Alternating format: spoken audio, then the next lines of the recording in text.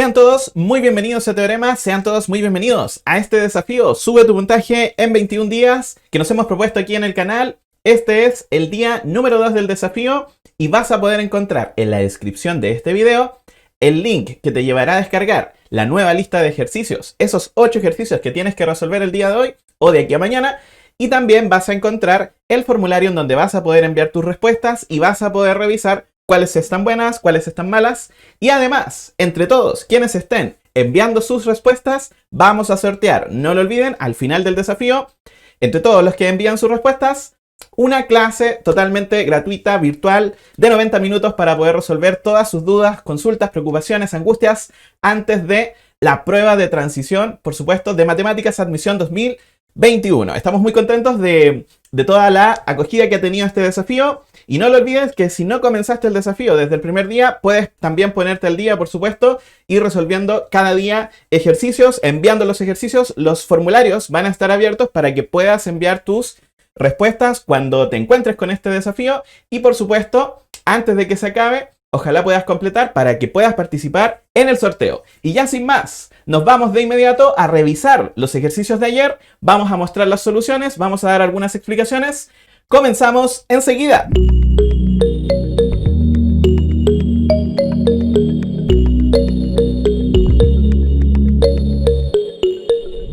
Comenzamos entonces con la solución de cada una de las preguntas que planteamos en esta primera lista de otros ejercicios. Vamos entonces a revisar la pregunta, el ejercicio número 1. Dice así: ¿cuál de los siguientes números racionales está entre 2/3 y 3/4?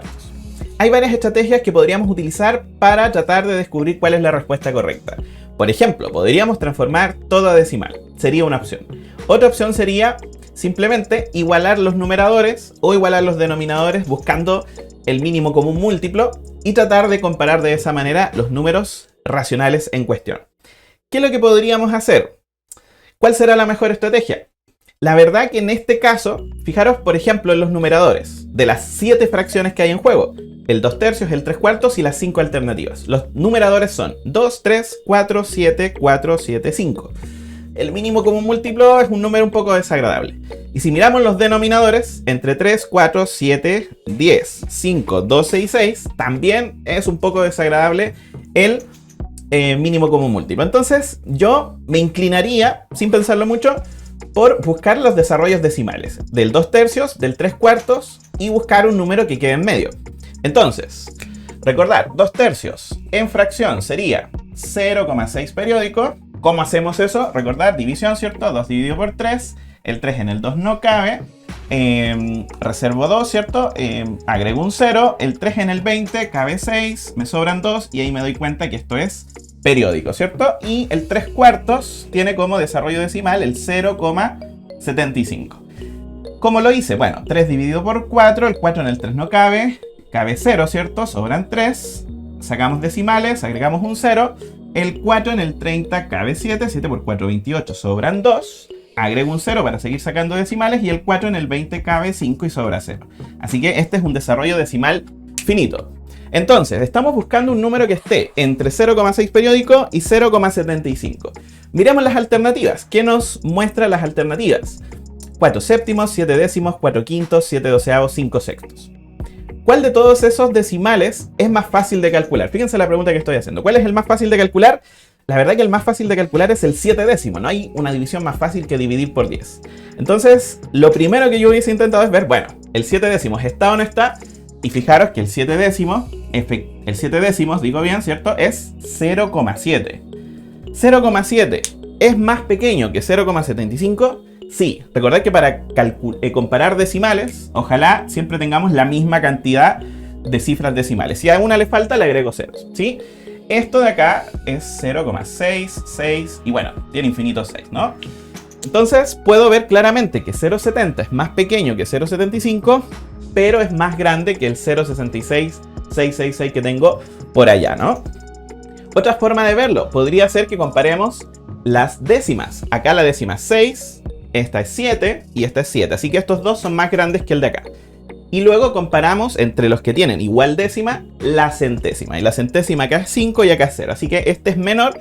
Y entonces, si yo le colocara letras P, Q y R a estos tres numeritos, tendría que el P es menor que R y R es menor que Q, por ejemplo. ¿Sí? ¿Existen otras estrategias para hacer este ejercicio? La verdad que sí, pero en este caso, por los números, era mucho más cómodo intentar buscar las divisiones sencillas. ¿Qué hubiese pasado si el 7 décimos no funcionaba? Bueno, hubiésemos probado, por ejemplo, con el 4 quintos. Dividir por 5 también es fácil. Eso es 0,8, por ejemplo, 4 quintos. No está entre los dos números, ¿cierto? Luego dividir quizás por 6, el 5 sextos, pero luego ya te fijas que no es tan fácil, ¿cierto? El 4 séptimos hay que dividir por 7, que es incómodo, pero justo acá la respuesta correcta era 7 décimos. Así que no es malo buscar a veces las operaciones que sean más sencillas de hacer para ir descartando, o en una de esas nos encontramos con la respuesta correcta.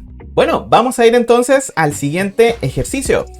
Ejercicio número 2. Dice: Alberto, Bernardo y Carlos deben pagar la cuenta de un restaurante. Para ello acordaron que Alberto deberá pagar el triple que Carlos y Bernardo debe pagar la quinta parte del total. Con respecto a esto, ¿cuál o cuáles de las siguientes afirmaciones esos son siempre verdaderas? Bueno, yo aquí en estos tipos de ejercicios suelo recomendar que uno debe tratar de llegar a algunas conclusiones antes que los enunciados, ¿ya? Aquí a veces en este tipo de ejercicios se puede. A veces hay que ir analizando pregunta a pregunta, pero con las relaciones que nos dan arriba nosotros podríamos establecer a priori cuál es la relación entre la cantidad que tiene Alberto, Bernardo y Carlos.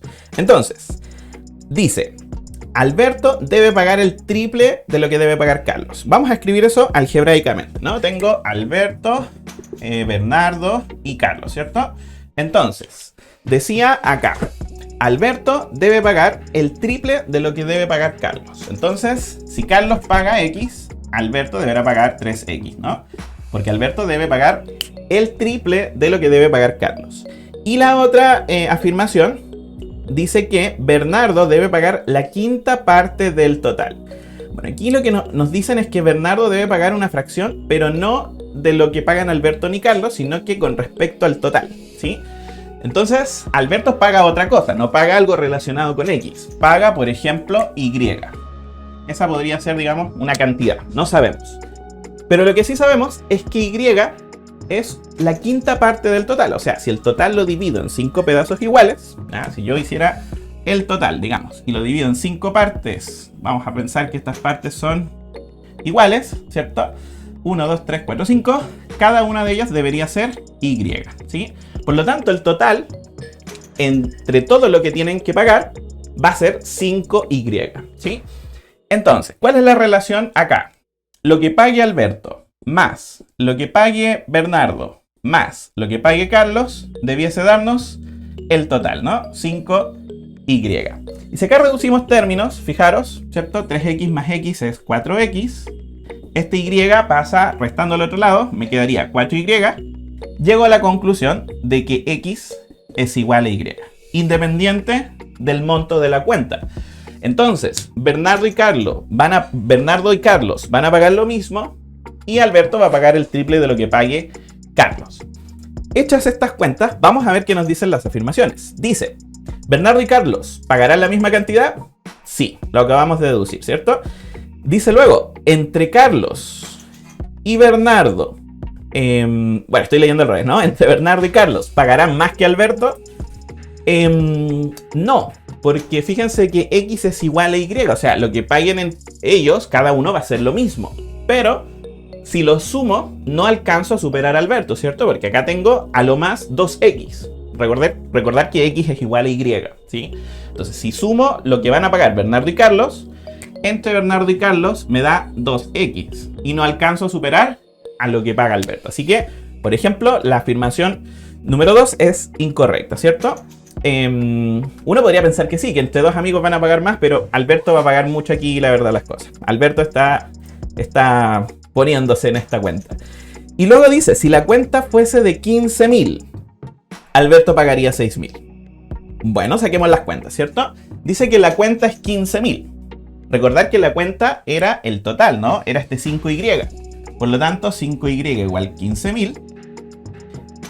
Y si eso es así, entonces y sería 3000, ¿no? Aquí dividimos por 5 y entonces y es 3000.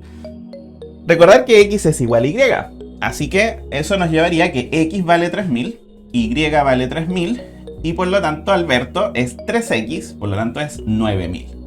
Y por tanto, la tercera afirmación también es incorrecta, porque dice que pagaría 6000. Así que tenemos aquí que la única correcta es la opción número 1. Y como pueden ver, a veces, no siempre, ojo, no siempre se puede hacer lo que dice acá, que fue, primero, analizar todas las consecuencias de las condiciones que nos daban y luego ver si 1, 2 y 3 son verdaderas o falsas. A veces se puede, a veces no.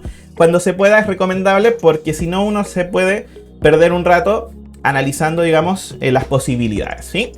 Bueno, aquí tenemos entonces el ejercicio número 2 resuelto. Vamos al ejercicio número 3. Dice más o menos así: al despejar x en la ecuación que tenemos ahí, se obtiene.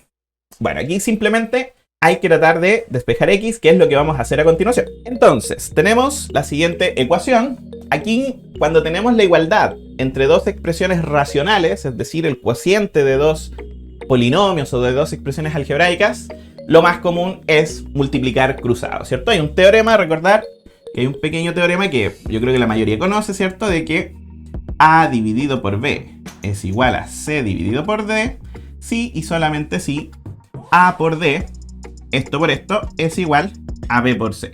Esto de hecho se llama el teorema fundamental de las proporciones, si no me equivoco. Aquí vamos a poner que a, b y c y d, esto vale para números reales, ¿de acuerdo? Y única condición, que los denominadores sean distintos de 0, ¿sí? Esa es la única condición, digamos, para que esto sea verdad. Así que tenemos esta igualdad entre dos expresiones, números reales, por lo tanto, decimos que esto por esto, 2 por p más x, fíjense cómo importante colocar entre paréntesis, es igual a 3 por p menos x también entre paréntesis. ¿Por qué? Porque son binomios, ¿sí? Son binomios. Así que aquí la suma se hace antes que el producto. Por eso estamos colocando paréntesis. Eso significan los paréntesis. Y ahora, bueno, reducimos algebraicamente. Aquí aplicamos la propiedad distributiva. El 2 multiplica a p y el 2 multiplica a x. Y al otro lado, el 3 multiplica a p y el 3 multiplica a x, respetando los signos porque estos números son positivos. Y ahora el último paso antes de despejar x, o bueno, antes de terminar de resolver la ecuación, es pasar para un lado todos los términos que tienen x y pasar para el otro lado todos los términos que no tienen x, ¿cierto? En este caso, 2x lo dejo aquí, este menos 3x pasa para acá, positivo. Al otro lado, este 3p no se movió para ninguna parte y este 2p que está positivo pasa negativo. Y último paso, para poder despejar acá, entonces, reducción de términos semejantes, 2x más 3x es igual a 5x, y por otro lado, 3p menos 2p es igual a p. Último paso, dividimos por 5, por el coeficiente de x, y entonces x es igual a p dividido por 5. Esa sería entonces la expresión para x. Alternativa entonces, letra A. Ahí tenemos la solución de nuestro tercer ejercicio. Vamos, ¿qué les parece, estimados? Con el siguiente ejercicio. Ejercicio de suficiencia de datos. Dice así: se puede determinar el largo de un rectángulo de área 20 centímetros cuadrados si se sabe que, número 1, el largo excede al ancho en 8 centímetros, y número 2, si el largo aumentase en 2 centímetros y el ancho disminuyese en 3 centímetros, el rectángulo tendría un área igual a 60 centímetros cuadrados. Para poder dar una respuesta buena a esta pregunta, primero vamos a plantear cómo yo debería proceder para poder determinar el largo de este rectángulo de área 20 centímetros cuadrados, ¿cierto? Entonces, tengo un rectángulo y lo único que sé es que su área son 20 centímetros cuadrados, ¿sí? Entonces, tengo dos incógnitas. No conozco el largo y no conozco el ancho. Entonces, el largo puede ser x, el ancho puede ser y. Así que mi ecuación en principio, para poder determinar cuáles son los valores de estas incógnitas, sería el área, que es largo por ancho, es decir, x por y, igual a 20. Entonces, tengo una ecuación con dos incógnitas. Aquí tengo infinitas posibilidades. Incluso, recordar, aquí estamos asumiendo que x e y deben ser mayores que ceros, ¿sí? No pueden ser ni negativo ni pueden ser 0, porque si uno fuese 0, el área sería 0, ¿sí? Por lo tanto, x positivo. Aún así, tengo infinitas posibilidades. Hay infinitos números reales que multiplicados entre ellos me den 20. Infinitos. Así que aquí hay muchas posibilidades. La pregunta es cómo hacemos que esa solución sea única, que hay una única combinación. Bueno, necesitamos información y por eso vamos a analizar entonces la primera. El largo excede al ancho en 8 centímetros. ¿Qué significa que el largo excede al ancho? En 8 centímetros, entonces con la afirmación número 1, tendríamos la relación entre x y y de la siguiente manera, ¿no? El largo excede al ancho en 8 centímetros. O sea que para poder igualarlos, al más grande le tengo que quitar 8 para poder obtener el más pequeño, ¿sí? La palabra excede nos puede hacer pensar que eso es suma, ¿ya? Pero cuidado, ¿cierto? Para poder igualar dos cantidades que yo sé que una es más grande que otra, a la más grande le quito la diferencia que hay entre ellas para poder obtener la más pequeña. O si quieres, equivalentemente al revés, a la más pequeña le sumas la diferencia para obtener la más grande. Cualquiera de esas ecuaciones son equivalentes, ¿sí? Ok. Si yo conozco esta información, ojo que no queremos resolver el problema. Lo único que queremos hacer es... Lo único que queremos hacer es ver si el problema tiene solución o no, o si se puede resolver con esta información. Entonces, si nosotros asumimos esto, fíjate que me va a quedar lo siguiente. Yo podría escribir en la ecuación inicial, recuerda que esta es la clave de nuestro problema, ¿cierto? En la ecuación inicial podríamos, en vez de escribir y, podríamos escribir x por x menos 8 igual a 20. Y entonces me doy cuenta que, bueno, ahora tengo una ecuación de una incógnita en la que voy a poder determinar el valor de x siempre y cuando esta ecuación tenga solución. Entonces, me va a quedar x cuadrado menos 8x menos 20 igual a 0. Y es lo único que me voy a fijar si acaso esta ecuación, digamos, tiene sentido o no, es que el discriminante sea positivo. Y en este caso pueden chequear que el discriminante, el b cuadrado menos 4ac, ¿cierto?, de esta ecuación, es positivo. Y por lo tanto tiene solución y de aquí voy a poder resolver el problema. Hasta ahí llegamos. No necesitamos terminar de resolver el problema porque es una pregunta de suficiencia de datos. Simplemente queremos saber si se puede con esta información resolver el problema o no. Y como obtuve una ecuación cuadrática que tiene soluciones, entonces puedo decir que la afirmación una por sí sola me sirve, ¿sí? La una por sí sola me sirve. Vamos a la número 2. Ahora nos olvidamos de que el largo excede al ancho en 8 centímetros. Eso incluso puede ser mentira, ¿no? Lo importante es ver si con la información 2 podemos o no resolver el problema. Entonces dice acá, si el largo aumentase en 2 centímetros y el ancho disminuyese en 3 centímetros, el rectángulo tendría un área igual a 60. Ok. ¿Cómo hacemos eso? Entonces, ahora la situación es distinta. La situación es un nuevo rectángulo que está basado en el original. ¿Sí? Está basado en el original. Es un poco más largo y es un poco menos ancho. De hecho, dice que el largo aumenta en 2 centímetros, si no me equivoco. Si el largo aumentase en 2 centímetros, o sea, el largo ya no va a ser x, sino que va a ser x más 2. Y el ancho dice que disminuye en 3 centímetros. Es decir, ya no es y el ancho, sino que es y menos 3. Y entonces la pregunta es si con esta información, junto con la original que tenía, que ya sé que el área es 20, puedo o no dar solución o dar respuesta al problema. Acuérdense que de lo que se trata esto es encontrar el valor de x, que es el largo original.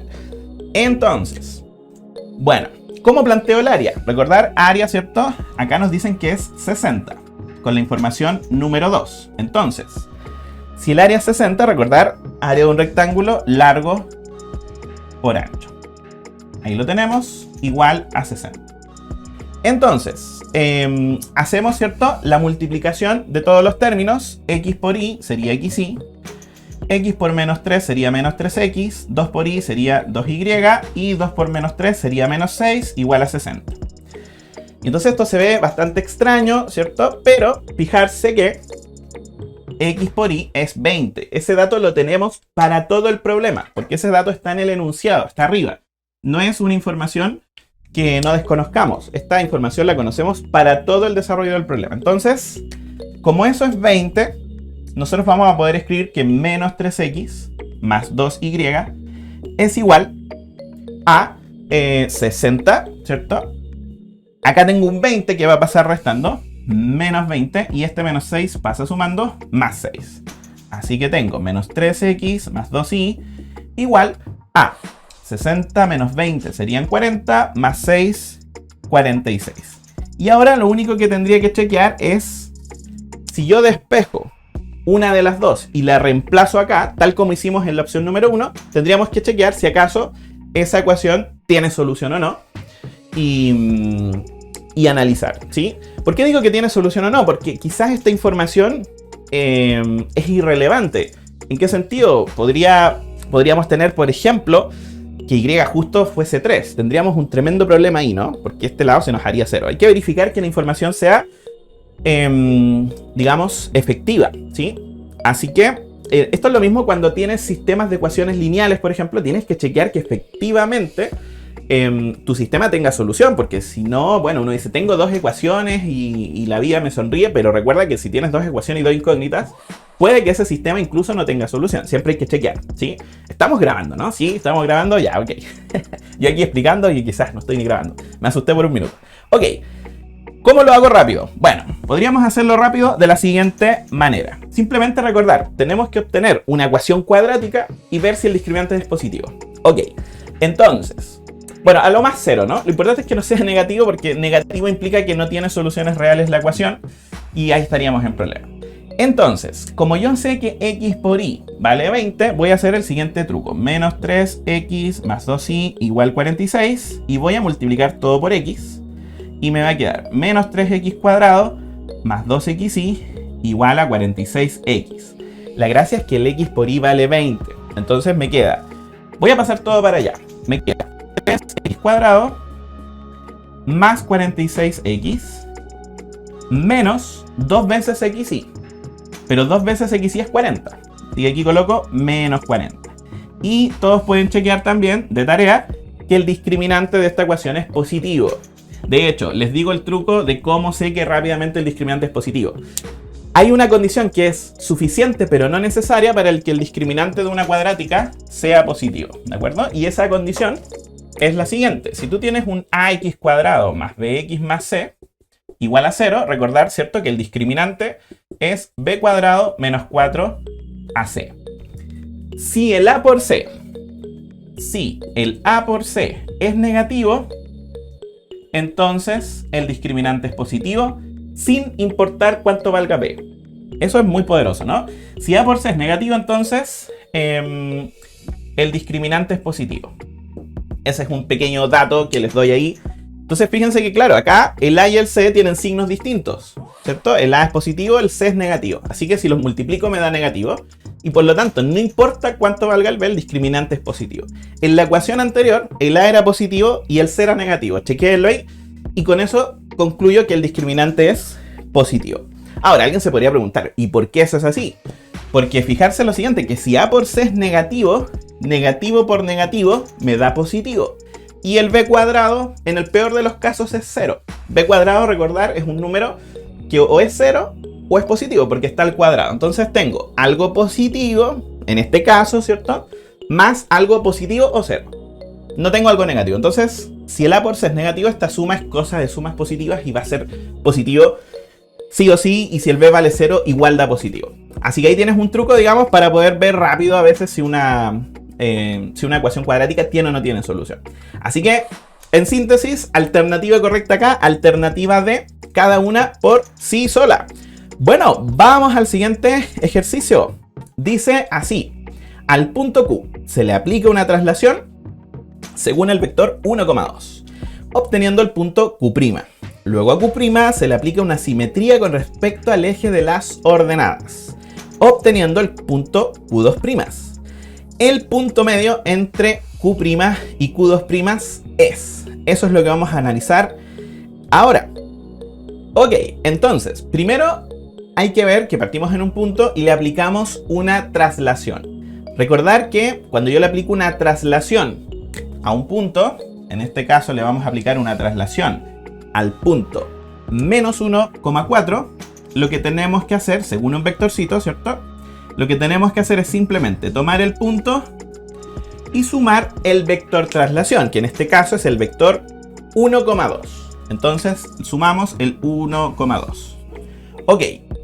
Luego hacemos la suma. Esto se hace componente a componente. Menos 1 más 1, 0. 4 más 2 es 6. Este sería el punto Q'. Eso, primera cosa, ¿no? Tenemos ahí el punto Q'. Ahora, a ese punto dice que se le hace una simetría con respecto al eje de las ordenadas. Bueno, primero voy a graficar ese punto, ¿no? Ese punto es el 0,6. Así que aquí está el punto... si este es 6, este sería el punto Q', ¿no? Observar que si yo le hago una simetría con respecto al eje de las ordenadas, tengo que buscar primero el eje de las ordenadas. El eje de las ordenadas es el eje Y. Y entonces, si yo le hago una simetría al punto Q' con respecto al eje de las ordenadas, el eje Y, el punto va a quedar ahí mismo. ¿Por qué?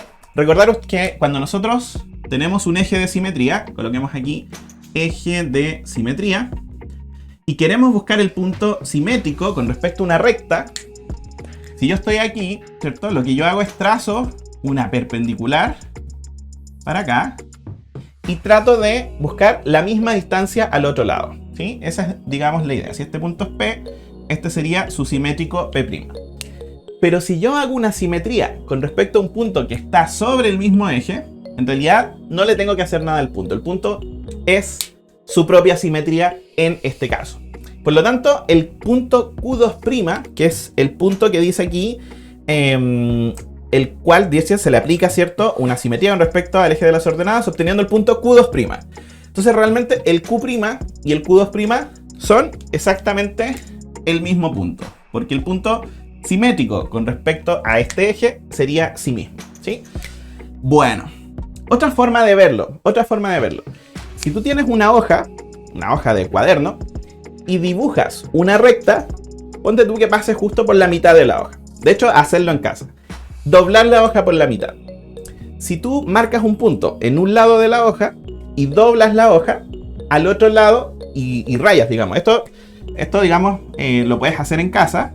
Si dibujas en una hoja una línea que divida la hoja en dos y marcas un puntito aquí, doblas la hoja y rayas de nuevo en el puntito, se va a marcar al otro lado el punto simétrico, ¿sí? Claro, si yo hago eso con un punto que está justo en el doble de la hoja, realmente cuando doble, el punto se va a marcar encima de sí mismo. Y por lo tanto, es su punto simétrico. Así que podríamos decir como propiedad, ¿no? Cada vez que un punto esté sobre el eje de simetría, su punto simétrico es sí mismo. Y con eso rematamos el ejercicio. Ahora, nos preguntan algo anecdótico al final. La pregunta es, la pregunta que nos hacen es, ¿cuál es el punto medio? Formulita para el punto medio, por si alguien no la conoce. Si tú tienes dos puntos, x1, y1, x2, y2, el punto medio de un segmento, llamemos a este punto A y este punto B, sería el siguiente punto. Sumas las x y las divides por 2 y eso te va a dar la nueva x. Y acá sumas las y y divides por 2 y eso te da la nueva y del punto medio, ¿sí? Recordad que el punto medio no es nada más ni nada menos que, como su nombre lo dice, el punto medio de un segmento. Justo el que está a la mitad, a la misma distancia de los extremos y en el mismo segmento, ¿sí? En este caso, si aplicamos la fórmula al punto 0,6 y 0,6, ¿cierto? Dos veces al mismo punto. Quiero buscar el punto medio entre 0,6 y 0,6 y le aplico la formulita, ¿cierto? Si sumo las x, me va a quedar 0 más 0 dividido por 2. Y si sumo las y, me va a quedar 6 más 6 dividido por 2 y me da exactamente el mismo punto. Ahora, no es necesario calcularlo, ¿cierto? A lo mejor te puedes dar cuenta intuitivamente que el punto medio entre un punto y sí mismo es el mismo punto. ¿Cuál es el que está al medio? No hay nadie más que el mismo punto, ¿cierto?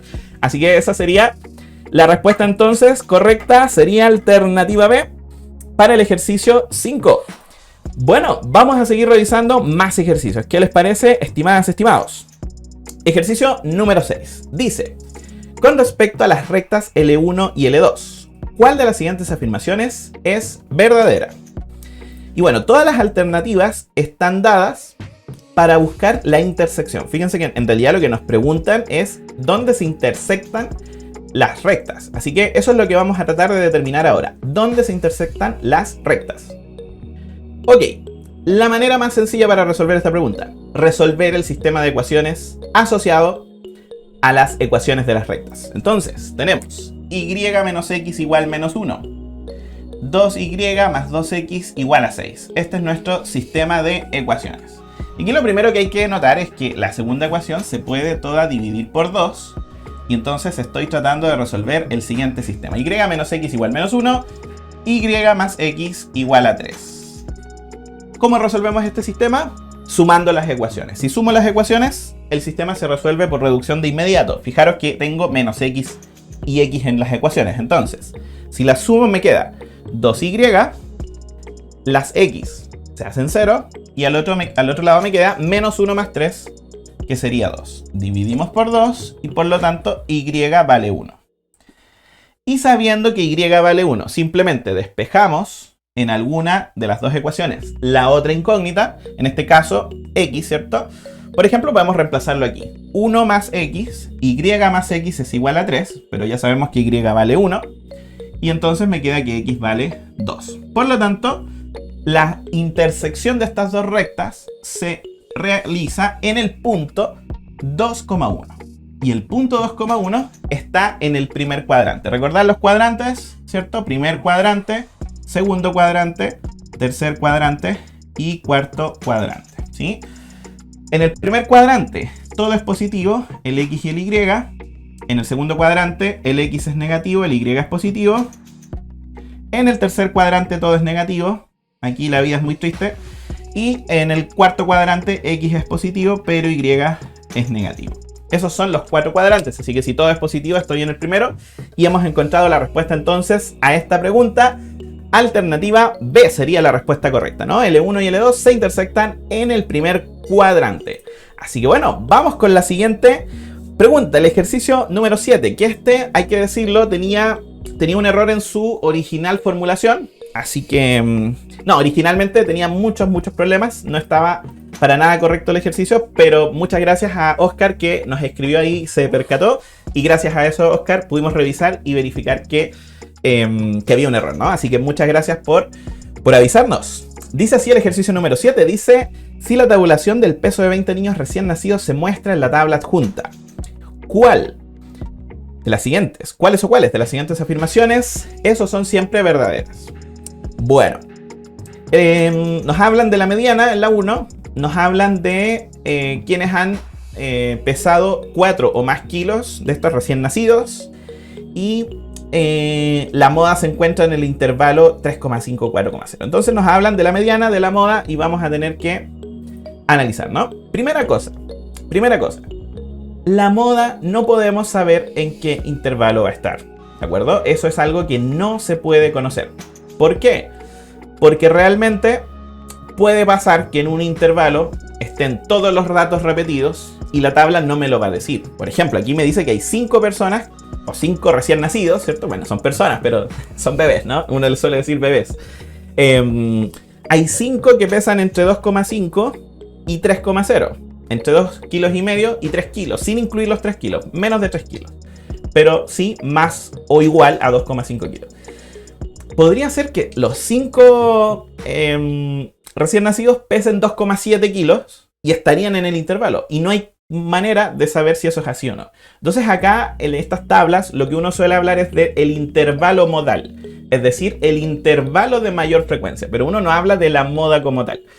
Sí lo hace cuando los datos no están agrupados por intervalos.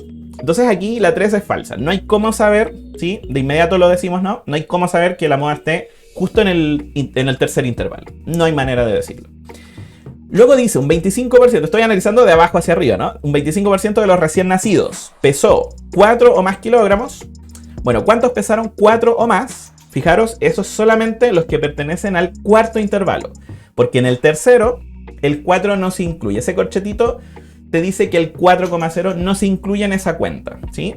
Por lo tanto, ¿cuántos niños de esta muestra pesaron 4 o más, son 5. 5 niños hay en el último intervalo. Y por lo tanto, tendríamos que ver si 5 de 20 efectivamente es el 25%. 5 de 20 es un cuarto, ¿cierto? Y un cuarto efectivamente es el 25%. Eso, bueno, expliquemos esa cuenta, ¿no? Por si acaso, porque recuerden que aquí para la prueba no podemos usar calculadora, no vamos a poder...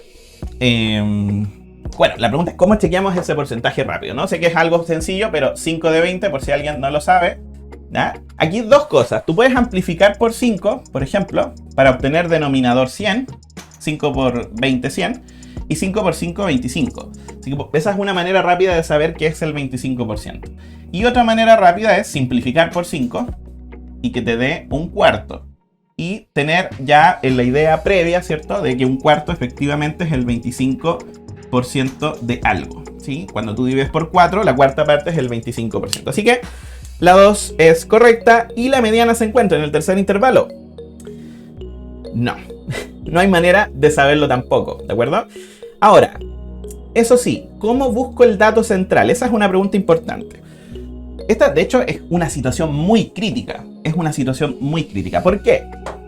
Porque si yo tengo 20 datos, ¿de acuerdo? Si yo tengo 20 datos. A ver, en general, si tú tienes n datos, ¿de acuerdo? El dato central, ¿cómo lo vamos a ubicar? El dato central tú lo puedes calcular como n más 1 medios. Ahora, alguien podría decir, sí, pero eso puede dar fracción. En el caso de que n sea par, efectivamente va a dar fracción. De hecho, en este caso, si tú haces 20 más 1, que es la cantidad de recién nacidos, ¿cierto? 20 más 1 y lo divides por 2, te da 10,5. Bueno, ¿y qué hago si me da decimal? Si me da decimal, quiere decir que el décimo y el onceavo dato son, perdonad, 11. El onceavo dato son la mediana, los datos medianos, datos del centro, ¿de acuerdo? ¿Por qué son 2? Porque la cantidad de datos es par. Tiene sentido, ¿no? Si tengo una cantidad par de datos, o sea, si tú tienes 4 datos, por ejemplo, o coloquemos 6, y tú vas tachando el primero con el último, el primero con el último, el primero con el último, como es una cantidad par, todos estos van a tener parejita y al final te van a sobrar 2. Entonces tienes 2 datos centrales. En este caso, esta técnica de sumar 1 y dividir por 2 te dice de inmediato cuál es el dato central en el caso que n sea impar, pero si n es par, te va a decir cuáles son los 2 datos centrales. Por ejemplo, si aquí te hubiese dado 23,5, quiere decir que el 23avo y el 24avo dato son justamente los datos centrales, datos del centro, ¿de acuerdo? El centro. Esto, por supuesto, pensando que los datos están ordenados de menor a mayor. Ahora, ¿cuál es el dato número 10? ¿Y cuál es el dato número 11? Esa es la gran pregunta, ¿no? Y entonces, recordemos nuestra tabla. Vamos a recordar nuestra tablita, que teníamos los 4 intervalos. Voy a solamente colocarle nombre a los intervalos. Intervalo 1, intervalo 2, intervalo 3, intervalo 4. Y teníamos las frecuencias absolutas, ¿sí? Acá teníamos 5, 5, 5 y 5. Y entonces, voy a tener acá que hacer necesariamente la frecuencia acumulada. ¿Qué es la frecuencia acumulada? Tomar la primera frecuencia y empezar a sumar la siguiente, ¿sí? Esto es un 5, 5 más 5, 10, 10 más 5, 15 y 15 más 5, 20. ¿Qué significa la frecuencia acumulada? La frecuencia acumulada te dice entre qué datos, o mejor dicho, cuál es la posición del último dato de cada intervalo. Por ejemplo, en el primer intervalo están desde el primer dato hasta el quinto dato, en posición. En el siguiente tiene que estar desde el sexto hasta el décimo dato. Acá desde el onceavo hasta el quinceavo. Y acá desde el 16avo dato hasta el 20avo. Eso es lo que te dice la frecuencia acumulada. ¿Dónde está el décimo dato? Según esta tabla debería estar aquí, ¿no? Debería estar aquí. Ahí está el décimo. ¿Y dónde está el onceavo? El onceavo está aquí. Aquí está el décimo y aquí está el onceavo. ¿Tengo manera de saber en qué intervalo va a quedar la mediana? Porque recordad que cuando los datos son 2, se promedian, ¿cierto? No tengo cómo saberlo. Ahora, alguien podría decir, sí, ¿hay formulitas para eso? Sí, pero esas formulitas no entran en la prueba de transición. Entonces, con la información que me da la tabla, no puedo establecer en qué intervalo va a estar la mediana. Ahora, por ejemplo, si tú dices que el 10 y el 11 son los datos del centro y el 10 y el 11 están en un mismo intervalo, en ese caso tú tranquilamente dices, bueno, en ese intervalo va a caber la mediana sí o sí, ¿de acuerdo? Y ese es el caso que generalmente se ha dado en lo que era la PSU y probablemente lo que va a ser la prueba de transición. Este ejercicio tiene el caso crítico. ¿Qué pasa si te quedas justo en el borde de los dos intervalos? Pero bueno, en definitiva, no se puede asegurar lo que dice ahí, ¿de acuerdo? Así que bueno, vamos a ir al siguiente entonces. Aquí la alternativa correcta, bueno, no me alcanzaron las alternativas aquí porque el problema era muy largo, pero solo 2 es correcta, ¿de acuerdo? La 1 y la 3 son absolutamente falsas. Así que vamos a ir entonces al siguiente y último ejercicio. Ok, ejercicio de probabilidades, muy importante, dice: se tiene una moneda cargada en que la probabilidad de obtener cara es 1/3. Se lanza dicha moneda 3 veces. ¿Cuál es la probabilidad que salga cara en uno de los 3 lanzamientos? Bueno, aquí la moneda no tiene probabilidad un medio, sino que cara tiene 1/3. Y queremos calcular la probabilidad que salga una sola vez cara. Entonces, aquí hay que darse cuenta que tenemos 3 casos. Voy a resolver el problema de esta manera. Aquí depende de lo que ustedes sepan de probabilidades. Hay muchas maneras de desarrollar este ejercicio. Yo lo voy a hacer de una manera muy intuitiva, ¿de acuerdo? Aquí hay 3 casos. O bien, cara, sello, sello, ¿cierto? Al hacer los 3 lanzamientos. O bien, te sale primero sello, luego cara y después sello. O obtienes sello, sello, cara, ¿de acuerdo? Cuando hay un O en probabilidades, siempre eso nos va a llevar a sumar. Pero ojo, siempre y cuando los eventos que yo estoy considerando en el O sean eventos mutuamente excluyentes. Es decir, que si sucede uno, el otro no sucede. Mientras hayan eventos mutuamente excluyentes, con uno puedo sumar las probabilidades. Así que la probabilidad de que calcula esto, la probabilidad de que suceda esto, más la que suceda esto, más la que suceda esto, me va a dar finalmente la probabilidad de que obtenga una cara, ¿sí? Ok. ¿Por qué son mutuamente excluyentes? Porque, bueno, no puede pasar esto si pasa esto, ¿cierto? O sea, si primero me salió una cara, no me puede salir primero un sello, ¿sí? No pueden suceder estas 3 cosas al mismo tiempo.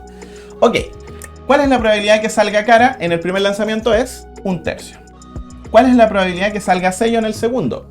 Son 2/3, ¿cierto? Porque si la probabilidad de que salga cara es 1/3, la probabilidad de que salga sello, que es todo lo que falta, todo el otro universo de posibilidades, ¿cierto? Es lo que le falta para llegar a 1. Es el complemento, de hecho, ¿cierto? El complemento de un evento es 1 menos la probabilidad del evento. Así que la probabilidad de que salga cara es 1/3, la probabilidad de que salga sello son 2/3. Y finalmente la probabilidad de que salga 2/3 al final, la probabilidad de que salga sello al final también es 2/3, ¿no? Así que acá tendríamos 4 de 27 como la probabilidad de que esto va a suceder. Ok, si me doy cuenta, acá va a pasar exactamente lo mismo, pero en otro orden, ¿cierto? Voy a terminar multiplicando los mismos numeritos. Voy a multiplicar 2/3 por 1/3 por 2/3. Pero al final, esta probabilidad va a ser 24 de 27 de nuevo. Y acá va a pasar exactamente igual. Voy a multiplicar 2/3 por 2/3 por 1/3. ¿Por qué multiplico las probabilidades a todo esto? Porque estos son eventos independientes. Cuando yo lanzo una moneda y después la vuelvo a lanzar, esos eventos se llaman eventos independientes. Así que tendríamos en este caso que las 3 probabilidades son 4 de 27. Y entonces la probabilidad que nos preguntaban a nosotros sería 3 veces 4 de 27. O dicho de otra manera, ¿cierto? 4 de 27 más 4 de 27 más 4 de 27. ¿Por qué la suma? Porque son eventos que están aquí asociados con un O, ¿cierto? O pasa esto, o pasa esto, o pasa esto. Y son eventos mutuamente excluyentes. Entonces, aquí simplifico, ¿cierto? Y me queda 4 de 9 como la respuesta final para esta última pregunta. Así que aquí alternativa A era la alternativa correcta. Estimadas y estimados, ha sido un gustazo poder estar con ustedes hoy día. Nuestro segundo día de desafío. Ya saben que en la descripción de este video les voy a dejar 2 cosas. Primero, los links del primer desafío con el primer formulario. Para quienes todavía no lo hacen, lo puedan hacer. Y también, por supuesto, la lista de ejercicios de este segundo día con el formulario para que puedan también enviarnos su respuesta. Recuerden que vamos a estar sorteando, una clase totalmente gratuita de 90 minutos al final del desafío. Vamos a hacer un ensayo también, vamos a revisarlo en vivo en directo. En fin, tenemos muchas actividades aquí en el canal. Así que no olvidar de suscribirse, no olvidar de compartir, de dejarnos en sus comentarios cualquier duda, consulta que quieran hacer, por supuesto. Y nos reencontramos mañana con un nuevo video, con un nuevo desafío. para poder prepararnos para la prueba de transición universitaria de matemáticas admisión 2021. Que estén todos muy bien. Chao, chao.